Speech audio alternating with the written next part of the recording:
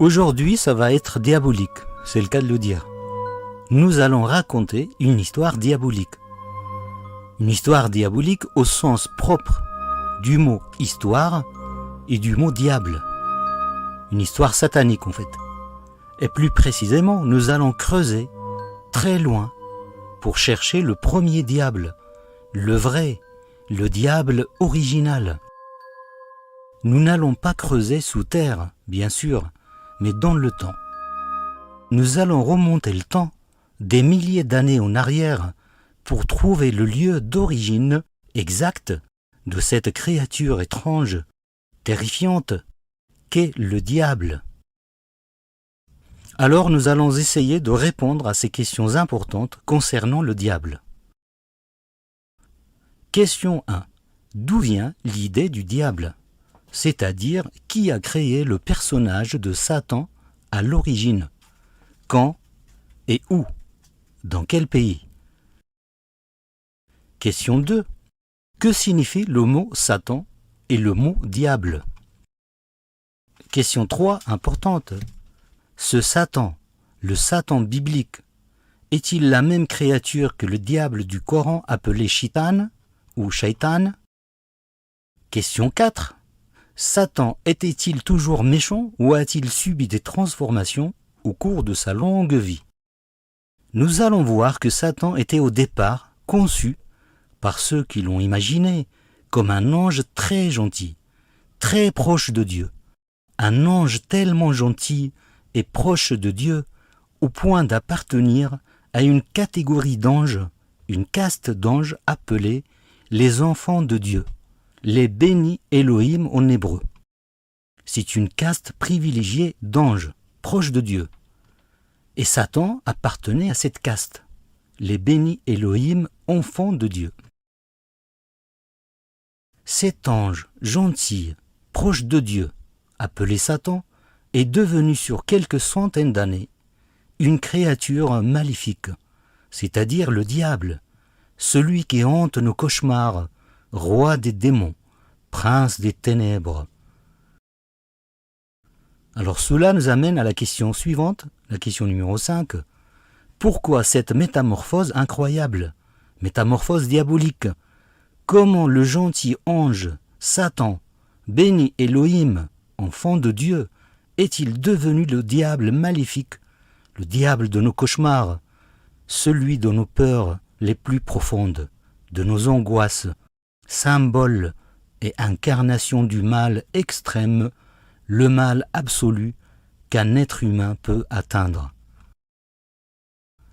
Alors pour développer ces 5 thèmes et répondre à ces questions, ou du moins essayer de répondre, on va se baser sur les travaux de plusieurs historiens éminents, spécialistes de l'histoire du diable et de Satan, et principalement sur les travaux de l'historienne américaine Ellen Pagel et son livre « L'origine de Satan ».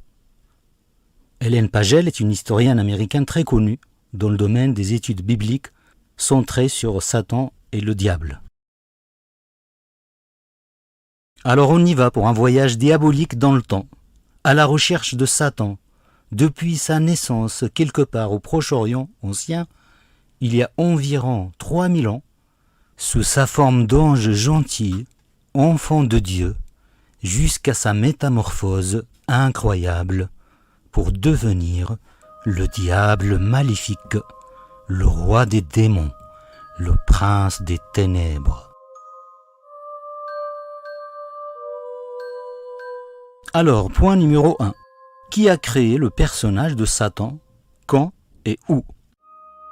D'après les historiens, le personnage de Satan a été créé par les auteurs de la Bible hébraïque quelque part en Irak babylonien, il y a à peu près 2600 ans.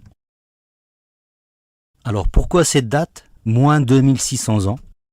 Et pourquoi l'Irak, et non pas une terre sacrée de la Bible, comme Jérusalem, ou les déserts de Judée ou de Sinaï ? La réponse est apportée par la science de l'histoire. En effet, c'est dans l'Ancien Testament que l'on rencontre le mot Satan pour la première fois dans l'histoire de l'humanité, au moins dans l'histoire connue. Par exemple, dans les livres de Samuel, des rois ou des psaumes. Alors une parenthèse historique sur l'Ancien Testament, dans lequel le mot Satan est apparu la première fois. Le livre sacré des Juifs s'appelle la Bible hébraïque, ou l'Ancien Testament, ou le Tanakh en hébreu, et la Torah fait partie de l'Ancien Testament. D'après les historiens, les Hébreux ont écrit une grande partie de leur livre sacré, l'Ancien Testament, le Tanakh, ou la Bible hébraïque, comme on veut. Ils l'ont écrit en terre d'Irak, en terre de Babylonie, c'est-à-dire en Irak actuel. Alors la date c'est entre l'an 700 et l'an 580 avant Jésus. Chose peu connue, l'Irak ancien, ou la Babylonie, est une terre de la Bible aussi. Il n'y a pas que la terre de Palestine ou d'Israël, qui est la terre de la Bible. On a l'Irak aussi. D'ailleurs, d'après la mythologie hébraïque, la mythologie des Juifs, Abraham, le père des Hébreux, est un personnage irakien. Ce n'est pas un personnage palestinien ni israélien. Il a émigré de sa terre natale en Irak. Il a émigré de sa terre natale en Irak vers le pays de Canaan, la Palestine. On peut noter aussi, à propos de l'importance de l'Irak pour la Bible, pour l'histoire des religions, surtout la religion juive, il existe aussi 2 Talmuds hébraïques. Il y a le Talmud de Jérusalem et le Talmud de Babylonie, c'est-à-dire le Talmud irakien. Donc ça souligne l'importance de l'Irak pour l'Ancien Testament, pour la Bible hébraïque. Alors, deuxième question, que signifie le mot Satan? Le mot Satan est cité 9 fois dans l'Ancien Testament. Mais c'est un mot qui n'a rien à voir avec le diable de nos cauchemars. Pourquoi? Car dans la Bible hébraïque, Satan n'est pas un nom propre, mais c'est un adjectif dérivé de l'hébreu Shatan.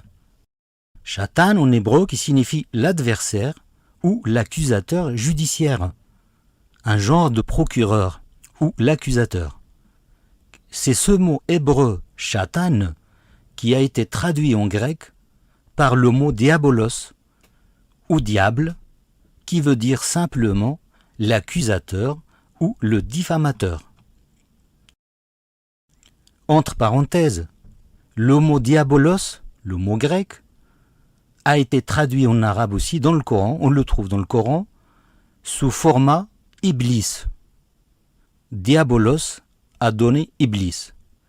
Par la déformation du script coranique, avec le passage du temps, le D certainement a été escamoté pour une raison inconnue. Donc Diabolos a donné Iblis dans le Coran, qui veut dire le diable évidemment, ou Satan. C'était une parenthèse historique linguistique sur l'origine du mot Iblis, dans le Coran. Revenons à la Bible hébraïque, la Bible des Juifs. Dans cette Bible, on trouve l'expression « le Satan » avec un S minuscule, et non pas Satan avec un S majuscule. Ça, c'est très important. Satan s'écrit avec un petit S, S minuscule, et non pas un S majuscule, car cela montre que ce n'est pas un nom propre, comme Paul, Jacques ou Rachid par exemple. Mais c'est un adjectif, qui veut dire l'accusateur comme on a déjà dit. Alors sur les 9 fois utilisées par l'Ancien Testament, le mot Satan ou le Satan est appliqué 5 fois aux humains. C'est encore une illustration comme quoi c'est un adjectif. 5 fois aux humains et 4 fois à des créatures célestes. Et toutes ces occurrences du mot Satan sont utilisées en tant qu'adjectif. Le Satan, l'adversaire ou l'accusateur. Et d'après les spécialistes de la Bible hébraïque, le mot Satan n'est utilisé qu'une seule fois en tant que nom propre. Et ce n'est même pas certain.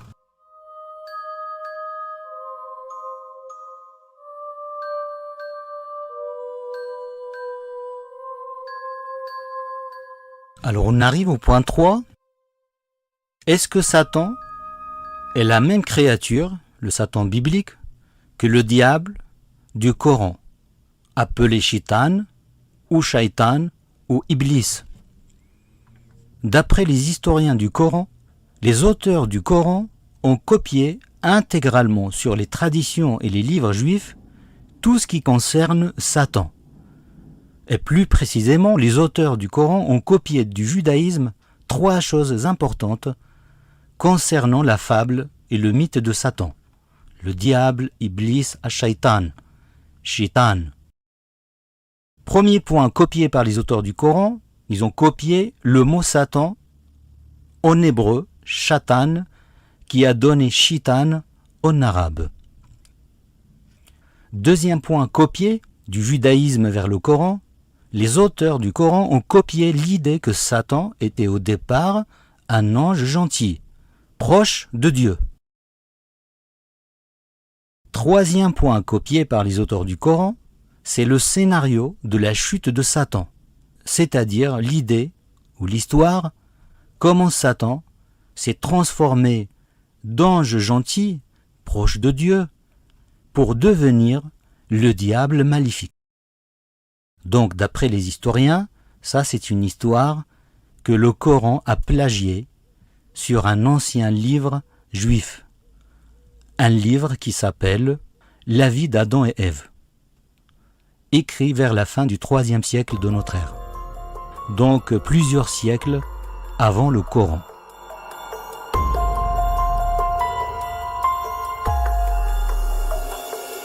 On arrive au point numéro 4. Satan était-il méchant et maléfique à l'origine? C'est ça la question. L'une des choses les plus extraordinaires dans l'histoire du diable, c'est que Satan, comme il a été créé par les auteurs de l'Ancien Testament, était un ange gentil, comme on a déjà dit, un ange très proche de Dieu. En effet, à l'origine, Satan n'avait rien à voir avec le mal.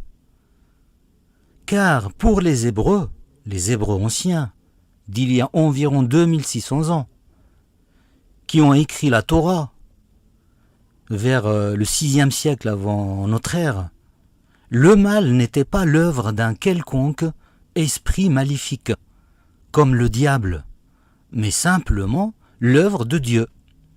Dieu faisait du mal. Car Dieu fait ce qu'il veut. Il fait ce qu'il veut de sa création. C'était ça la conception initiale du mal chez les Hébreux. Dieu fait ce qu'il veut, que ce soit du bien ou du mal. Et le mal, pour ces Hébreux anciens, le mal n'était pas personnifié en une entité démoniaque, comme le diable. Au contraire, Satan était un ange proche de Dieu. On l'a déjà dit. Il ne faisait rien sans la volonté divine. Satan appartenait même à une caste, à une cour céleste d'anges privilégiés appelés les enfants de Dieu. C'est ce qu'on appelle en hébreu les Béné Elohim, les enfants de Dieu. Et Satan était un ange bienveillant qui conseillait Dieu dans le domaine de la foi. Et oui, Yahvé avait des conseillers, comme un roi humain, exactement. En fait, les Hébreux, entre guillemets, ils ont pris un roi humain, ils ont copié ce roi humain, ils l'ont translaté sur Dieu. Donc Dieu, en fait, c'est une projection d'un roi humain sur un truc inconnu qu'on appelle Yahvé, ou Elohim, ou Allah. C'est exactement la même chose. Allah, ou Yahvé, ou Elohim, est un roi humain qui habite le ciel. Il a un trône porté par des anges. Il regarde, il voit, il écoute, il aime, il se met en colère, il punit ses ennemis, il fait la guerre. C'est ça la fable de Allah ou de Yahvé ou de Elohim. La fable de Dieu. C'est un roi humain.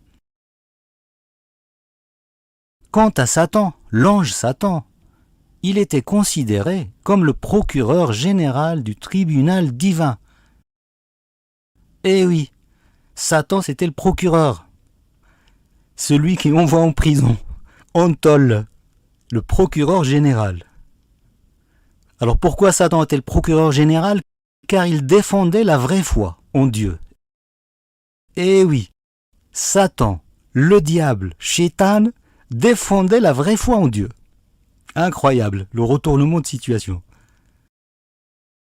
Alors par exemple, c'est l'ange Satan qui a proposé à Dieu, Elohim, de tester la foi de Job, le pauvre Job.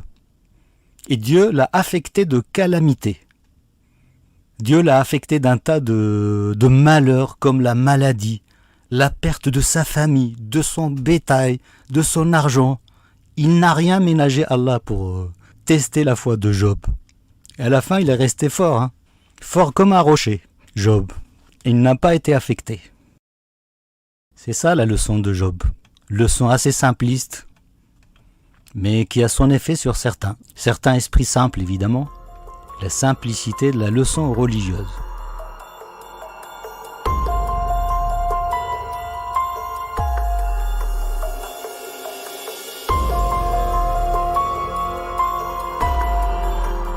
Alors on arrive à la dernière question, dernier point très important.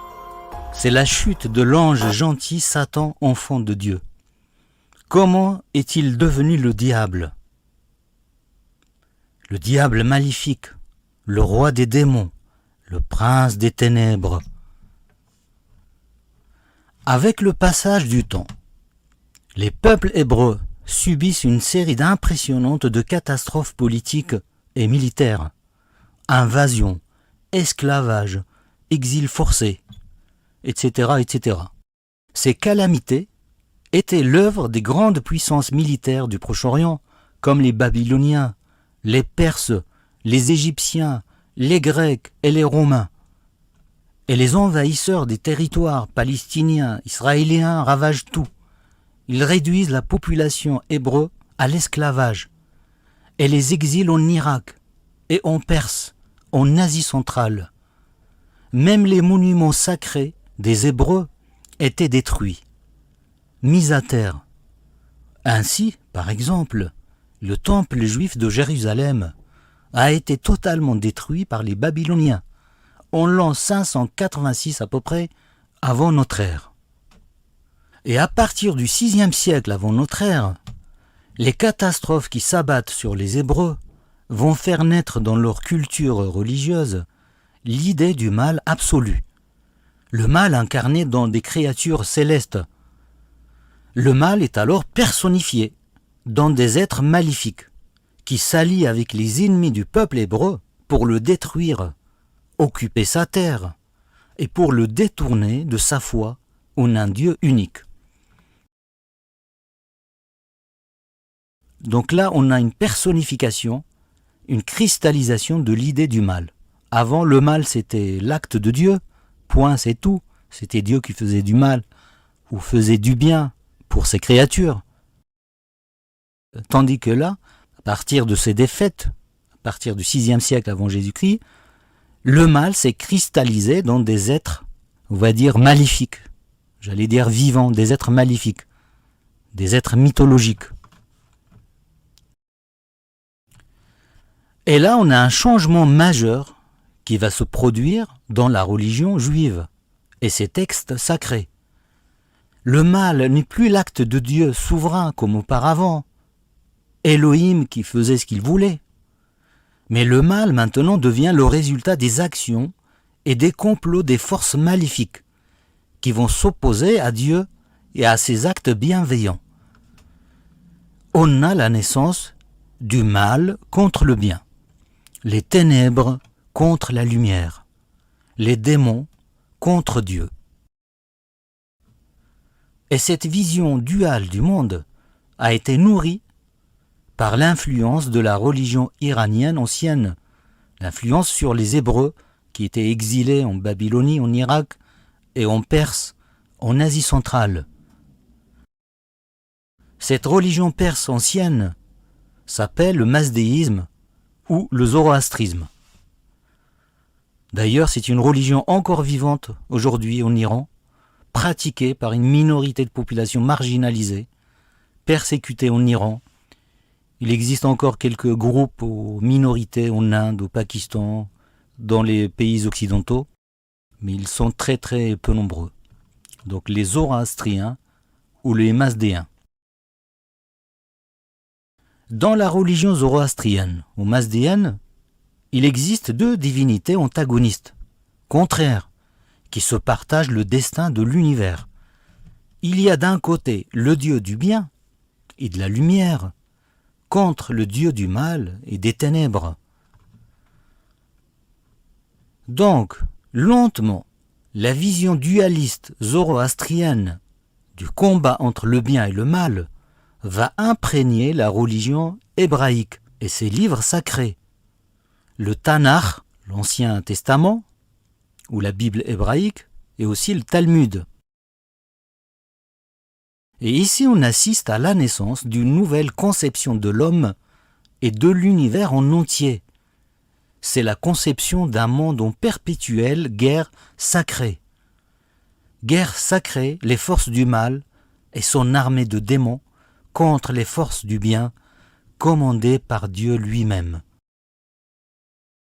Et c'est à cette époque que l'idée d'un royaume du mal qui combat un royaume du bien est née dans la pensée hébraïque. Cette idée incroyable de combat sacré et éternel entre le bien et le mal va se propager dans la culture chrétienne et occidentale. L'idée du combat éternel entre le bien et le mal, les forces des ténèbres et les forces des lumières. Et cette idée aussi du combat éternel entre le bien et le mal va se propager plusieurs siècles après vers l'islam et sa notion de guerre sacrée. Le bien contre le mal, la guerre contre le grand Satan, comme la révolution iranienne de Khomeini a fait revivre. Donc cette idée de guerre éternelle, guerre sacrée entre le bien et le mal, elle est originaire de l'influence zoroastrienne sur l'esprit, sur la culture et la religion hébraïque ancienne. On la retrouve dans le christianisme, dans le combat éternel entre le bien et le mal. On la retrouve dans l'islam, dans la notion de djihad et de guerre sacrée entre le bien et le mal.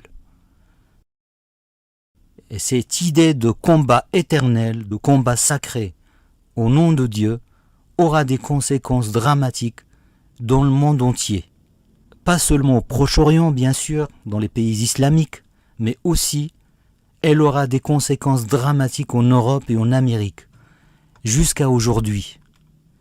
Parce que les inquisitions sont une conséquence de cette guerre du bien contre le mal. La chasse aux sorcières en Occident aussi, c'est une conséquence de cette notion de guerre entre le camp du bien, le royaume du bien, contre le royaume du mal, le royaume de Satan, le royaume du diable. Donc c'est vers le 6e siècle avant Jésus que les Hébreux vont commencer à personnifier le mal sous forme de créatures célestes, créatures démoniaques, au pluriel. Remarque importante, une parenthèse historique importante, les démons hébreux, les démons célestes qui s'opposent à Dieu, sont des créatures empruntées aux divinités anciennes du pays de Canaan, la Palestine où habitaient les Hébreux, la Palestine Israël. Ils ont emprunté les divinités maléfiques du Proche-Orient, comme les démons palestiniens, cananéens, le démon Belzébuth et le démon Bélial, qui n'était pas le démon ou Satan ou le diable des Juifs et des chrétiens. C'était des entités séparées. Belzébuth était un démon cananéen, palestinien, et Bélial aussi, qui vont par la suite vont fusionner en Europe pour donner une créature unique qui s'appelle le diable ou Satan. Mais au départ, Bélial et Belzébuth étaient deux divinités maléfiques du pays de Canaan, du pays palestinien, israélien. Mais dans la religion juive, et ses textes sacrés, Satan n'avait rien à faire avec ces démons. C'est ça qui est incroyable. Satan est resté Satan. Il est resté l'enfant de Dieu. Satan était toujours l'ange gentil, proche de Dieu, procureur du tribunal divin, défenseur de la vraie foi.